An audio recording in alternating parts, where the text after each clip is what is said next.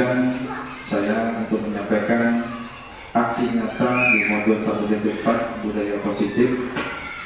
Saya atas nama Supriyadi dari SD Negeri 3 Selapangan Timur, calon guru penggerak angkatan 9 Kabupaten Kepulauan Meranti.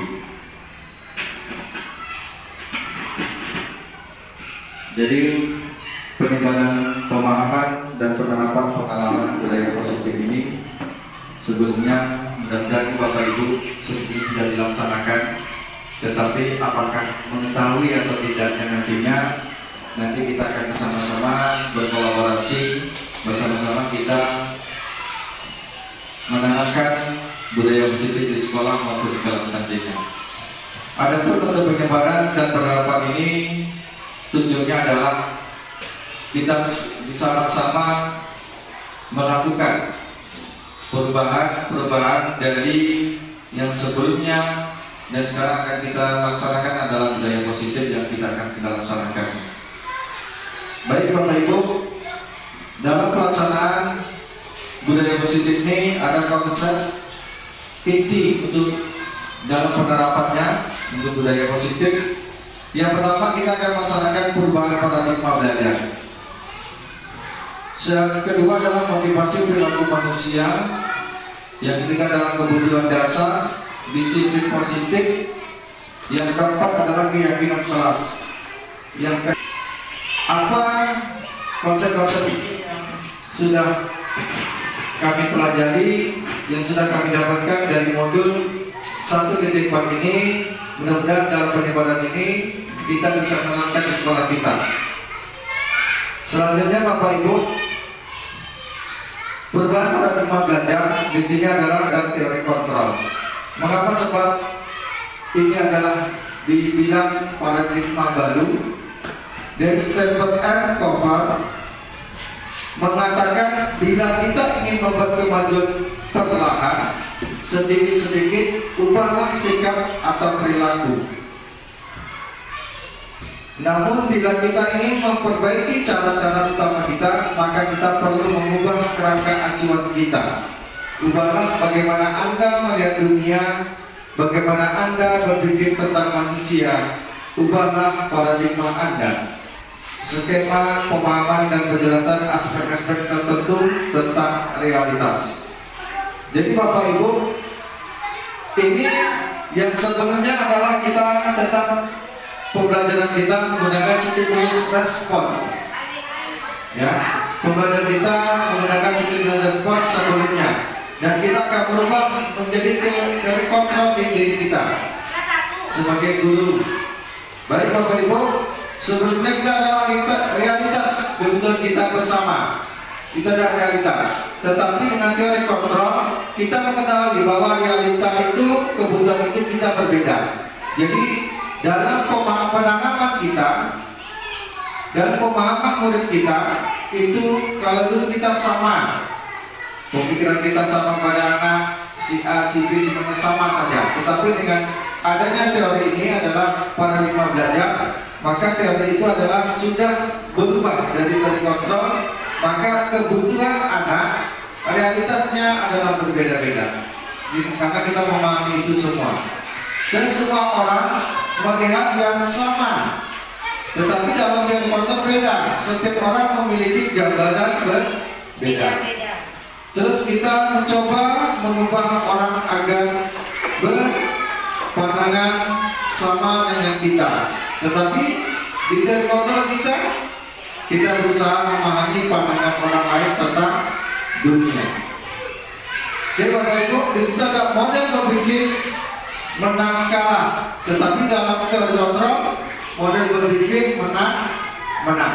Ya, baik Bapak Ibu, kita lanjutkan disiplin positif.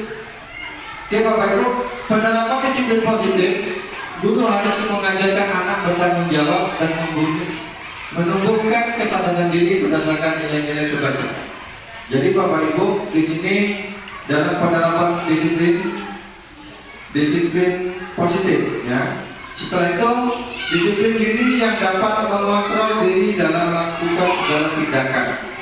Selanjutnya, guru dapat membuat murid memahami dan menyadari berdasarkan motivasi internal, bukan akibat balasan atau paksaan, pujian atau hukuman. Jadi Bapak Ibu, di sini positifnya adalah bahwa kesadaran anak itu sendiri, dia tidak meminta imbalan dan dia tidak ingat bahwa itu kalau dia dilakukan dikenakan sanksi, tetapi dengan kesadaran sendiri bahwa anak kita disiplin dengan sendirinya. Selanjutnya Bapak Ibu, tujuan dari disiplin positif menanamkan motivasi ketiga pada murid-murid kita, yaitu untuk menjadi orang yang mereka inginkan dan menghargai diri sendiri dengan nilai-nilai yang mereka percaya.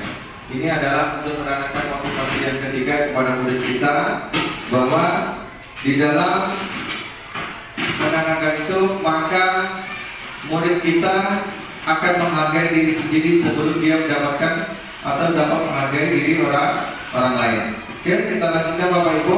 Ini kebutuhan dasar.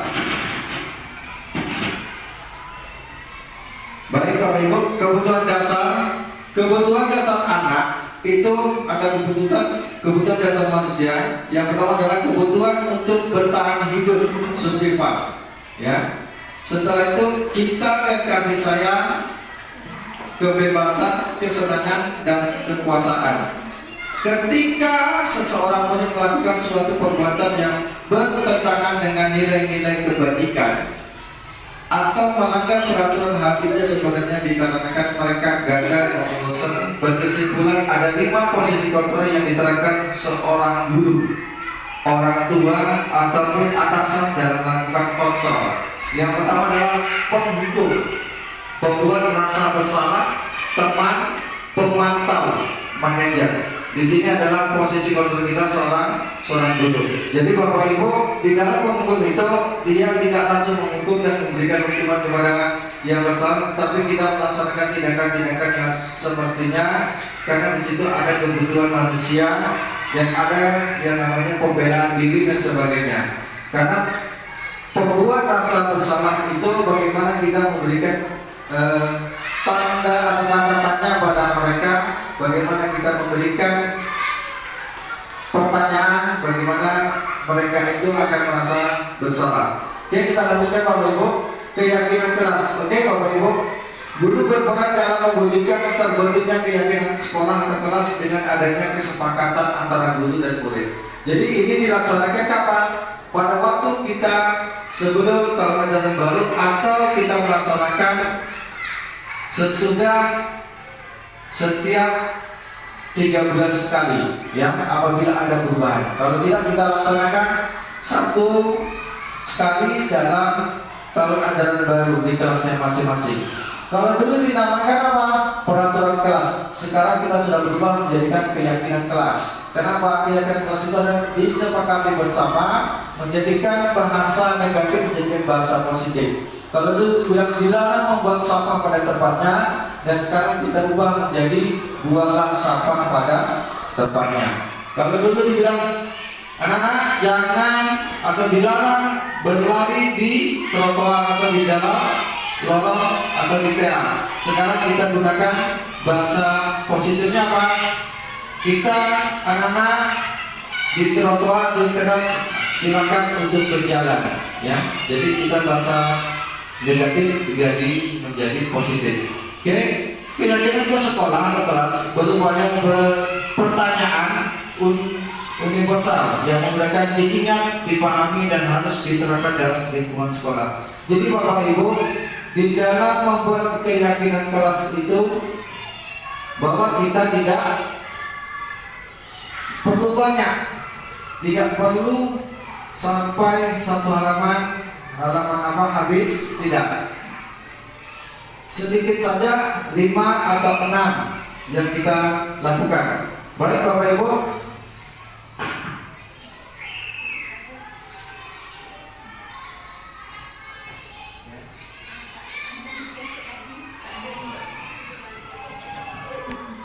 di kelas 5 kita memberikan umpan balik pada siswa. Kita memberikan sebuah gambaran, 1 kata menjadikan sebuah kalimat, membuat menjadi sebuah pertanyaan. Yang pertama, selalu menjaga kebersihan dari sendiri, kelas dan lingkungan sekolah. Jadi kita bawa di situ adalah tulisannya sampah, ya. Buat kata sampah buat anak kita, terus ada tong sampah. Setelah itu kita berikan pada anak. Silakan anak-anak buatlah sebuah kalimat yang bagaimana untuk menjadikan keyakinan kita, bagaimana untuk menjaga kebersihan kita, sekolah, lingkungan maupun diri sendiri. Yang kedua, disiplin dan tepat waktu. Berarti kita di sana apa yang diberikannya adalah jam, ya. Ada gambaran jam, ada sebuah kata jam. Setelah itu kita memberikan waktu, kita masuk jam berapa? Jam 7.15. Atau kita berikan kata di situ adalah bel berbunyi, ya. Bel berbunyi. Silakan anak-anak, silakan untuk membuat kalimat. Bel berbunyi masuk. Silakan seluruh kita masuk ke kelas dan duduk di tempat duduknya masing-masing. Yang ketiga, di sana selalu sapa, senyum dan salam dengan seluruh guru di sekolah. Jadi anak-anak kita bersepakat di sana. Terus yang keempat, berbicara dengan sopan. Jadi dia berbicara dengan sopan dan tidak mengeluarkan kata-kata yang kasar, tinggi, keras dan lain sebagainya. Yang kelima, yang telah kami membuat sebagai kesepakatan kelasnya adalah saling menghormati, menghargai dan saling tolong menolong. Jadi Bapak Ibu, di sana kita jelas dalam satu kelas itu dia saling menghargai. Contohnya teman bicara, yang lain mendengarkan. Guru bicara, yang lain mendengarkan. Baik Bapak Ibu, ini restitusi. Restitusi adalah proses menciptakan kondisi bagi murid untuk memperbaiki kesalahan mereka, sehingga mereka bisa kembali pada kelompok mereka dengan karakter yang lebih kuat. Ya Bapak Ibu, mengapa ini saya lakukan? Ini sudah saya lakukan kemarin dengan secara tiba-tiba. Kejadian yang pertama, pengaduan dari murid, yang kedua pengaduan dari murid-murid bahwa anaknya ada yang terintimidasi, ya, diminta uang, terus apa lagi, diancam dan sebagainya. Penyelesaiannya bagaimana? Kita gunakan penyelesaian dengan segitiga restitusi, ya. Inilah yang namanya nanti proses kita berkolaboratif yang mengajarkan murid untuk mencari solusi masalah. Jadi kita tidak langsung memutuskan bahwa Anda salah, Anda benar, enggak. Tetapi kita harus menggunakan segitiga restitusi. Bagaimana caranya ini Bapak Ibu? Yang pertama, kita menstabilkan kenegaraan, menstabilkan identitas. Menstabilkan identitas maksudnya apa? Kita memanggil murid kita yang bermasalah tadi, ya. Yang murid kita bermasalah tadi kita panggil satu persatu dulu. Kita cari dulu datanya, ya. Terus yang kedua apa? Validasi tindakan yang salah. Jadi kita menanyakan, memang untuk meyakinkan anak itu sadar, anak itu jujur, kita memberikan bahwa manusia itu tidak ada yang benar. Manusia itu tidak ada yang luput dari kesalahan. Dari situlah anak akan yakin pada dirinya untuk percaya diri, jujur apa yang dilakukan. Terus menanyakan keyakinan. Menanyakan keyakinan ini bahwa yang sudah kita lakukan sebelumnya tadi, keyakinan kelas, bahwa menanyakan keyakinan ini kita sudah bersama-sama membuat keyakinan kelas di kelas. Kenapa? Kesalahan itu contoh, dia membuli, dia mengancam. Di sana kita keyakinan kelasnya apa tadi? Kita lihat keyakinan kelas sebelumnya. Bapak Ibu, ini saling menghormati, menghargai dan saling tolong menolong. Ingatkah itu? Sudah kita sepakati bersama? Pasti dia akan menyampaikan ingat.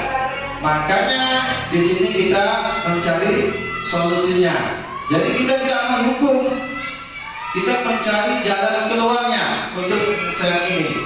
Ya, kita sudah menanyakan bahwa kalau seperti itu benar atau enggak tingkah laku kamu dengan keyakinan kelas, apakah bertentangan atau mengikutinya? Kalau bertentangan berarti di situ adalah ada kesalahan yang dilakukan. Terus tujuannya apa? Menghasilkan murid yang mandiri dan bertanggung jawab apa yang dilakukannya. Baik Bapak Ibu, itulah aksi nyata yang telah saya lakukan untuk penyebaran dan pemahaman kita bersama. Mudah-mudahan ini bermanfaat untuk kita semua, bahwa kita mau tak mau mulai kurikulum merdeka kita harus siap memperjuangkan, kita siap bergerak. Mengapa? Sebab kita tidak ada lagi guru sebagai satu-satunya sumber belajar. Lingkungan sekolah adalah sebagai sumber media pembelajaran atau sumber belajar bisa juga dan sebagainya. Setelah itu, mari Bapak Ibu kita keluar dari zona nyaman kita sebagai guru yang dulunya kita hanya memberikan satu-satunya pengetahuan pada murid. Mari kita bersama-sama untuk menuju yang dunia pendidikan yang cemerlang ini. Mari, terima kasih. Assalamualaikum warahmatullahi wabarakatuh. Kesempatan yang telah diberikan. Tadi Bapak di situ ada menampilkan tanggal-tanggal kuliah positif tentang kebukaan tentang freedom atau kebebasan. Yang saya tanyakan di sini adalah batas-batas seperti apa kebebasan yang diberikan kepada anak. Itu saja Pak. Terima kasih.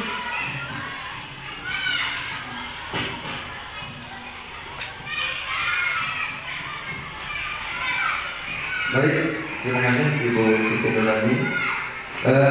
Yang dimaksud dengan kebebasan pada ini adalah yang pertama, kita dalam pembelajaran itu kita otomatis melakukan asesmen awal. Jadi asesmen awal itu kita melihat media, melihat minat bakat anak kita, dia memilih apapun, kan gitu. Setelah itu dia belajar mau seperti apa, berarti kita memberikan kebebasan. Contoh, kita tidak bisa menuntut anak begini caranya. 1 tambah 5, coba Ibu Mira jawab, tidak gitu lagi. Ya. Jadi apa? 1 tambah 5 sama dengan, ayo siapa yang bisa, akan sendiri dia. Itu beri kebebasannya. Ya. Jadi kita tidak menuntut, kita tidak menunjuk lagi. Setelah itu, Bu, kita nampaknya pembelajaran ini kita lebih enak belajar di bawah pohon sana, Bu. Ayo, kita sama-sama.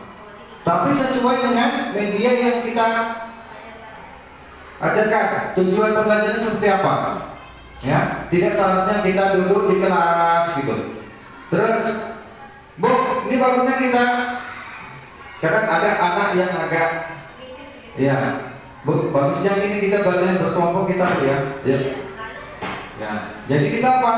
Jadi mau tak mau kita bukan mengikuti, tetapi kita lihat tujuan pembelajaran kita ini apa. Terus langkah-langkah kegiatan belajar kita ini sama apa enggak? Kenapa? Asesmen itu dan yang kita lakukan itu adalah untuk evaluasi pembelajaran kemudiannya.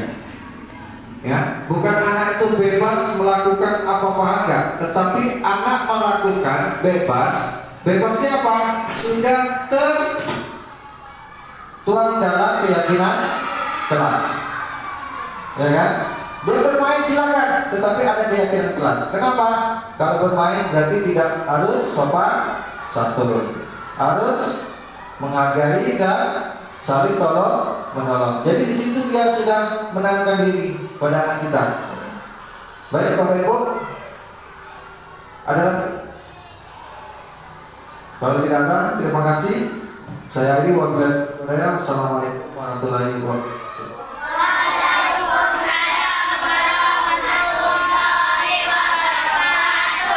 Pada hari ini sebelum kita belajar, Bapak akan membuat bersama-sama kesepakatan kelas. Jadi Bapak sudah membagikan kertas satu orang. Di sana bisa nanti berapa kalimat, berapa tulisan yang kalian buat ya. Jadi kalian di sini adalah ada Bapak buat kata jam atau waktu, sampah, bel berbunyi, teman dan guru. Contoh jam atau waktu. Berarti di situ pulang tepat waktu. Contoh lagi. Ya, datang tepat waktu dan sebagainya. Silakan kesepakatan kelas. Nanti kita akan membuat, kita diskusikan bersama. Setelah kita kumpul dari kalian pendapat-pendapat anak bapak semua yang sudah tertulis, kita kumpul jadi satu, nanti kita jadikan menjadi sebuah kesepakatan kelas bersama. Silakan dibuat dulu.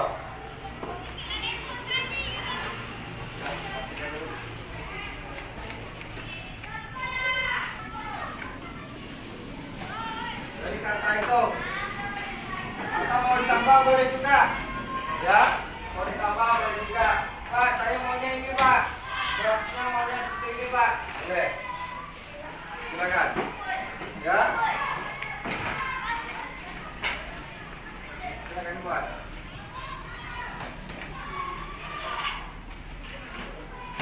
Kapan? Di sini ada membuat waktu datang tepat waktu. Datang tepat waktu. Oke, lanjut yang selanjutnya. Ini datang tepat waktu sama. Oke, datang tepat waktu sama. Aku harus datang 10 menit sebelum jam pelajaran. 2. Aku datang 10 menit sebelum jam pelajaran. Jam pelajaran. Lanjut. Ini datang sekolah tepat waktu. Oke, datang tepat waktu sama ya. Terus tepat waktu sama, waktu datang tepat waktu. Ya.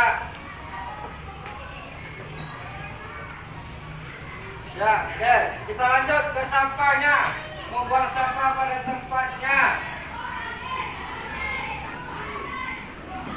Membuang sampah pada tempatnya.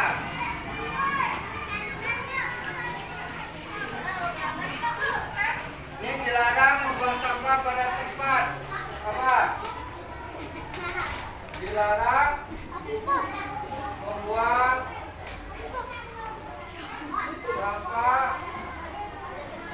pada tempat. Siap, buat deh.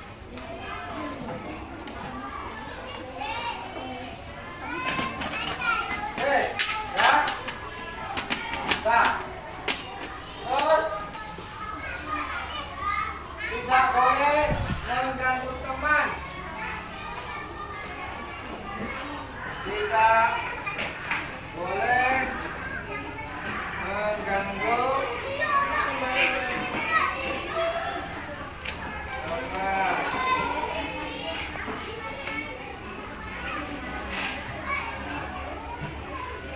Ya.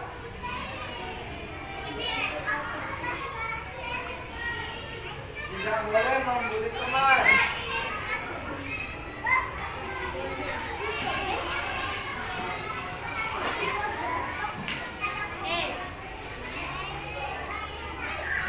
Baik. Kita coba yang ini dulu. Datang tepat waktu atau tidak? Ya. Itu. Oke, Bapak Sakris. Aku datang 10 menit sebelum jam pelajaran. Mana yang kita pakai? Sama ya? Berarti kalau datang tepat waktu, kesepakatan kita berarti dia datang sebelum jam pelajaran. Kita gunakan ini ya. Membuang sampah pada tempatnya. Terus dilarang membuang sampah pada sembarang tempat. Ini kalimat ini atau yang ini kita pakai? Nomor 4. Kalimat yang membuang sampah pada tempatnya. Oke. Terus tidak boleh mengganggu